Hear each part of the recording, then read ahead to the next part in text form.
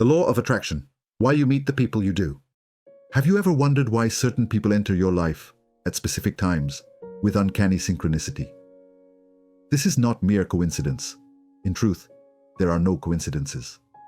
As Sai Baba once said, those who believe in coincidence do not believe in God.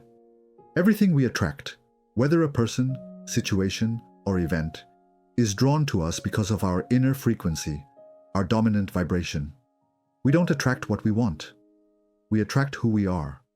Sometimes we surround ourselves with those who think like us. It feels safe. It feels familiar.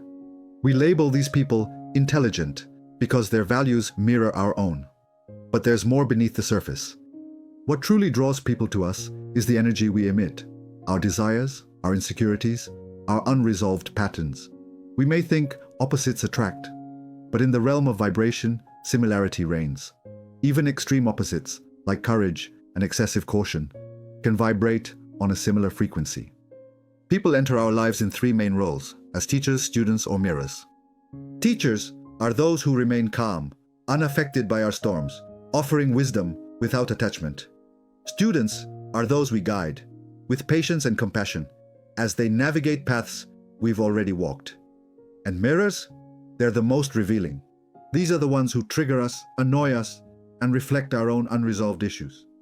Ever met someone who just gets under your skin? Chances are they're mirroring a part of you you've yet to accept or heal. Interestingly, one person can play all three roles. A partner, a friend, even your child. One moment they are your student, the next your mirror, and sometimes your greatest teacher.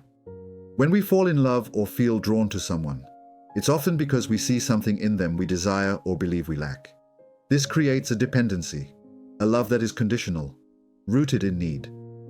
But true love is whole. It is the meeting of two beings who don't need each other to be whole, but choose to walk together in joy. Let us not confuse love with attachment, admiration with self-denial. If we place others on a pedestal, it is often because we are disconnected from our own inner worth. Energy is contagious. Be it joy or fear, calm or chaos, we resonate with frequencies that match our internal state. That's the law of resonance. If you are angry, you will connect with more anger. If you are peaceful, you will draw in peace. We are not victims of energy. We are participants in its creation.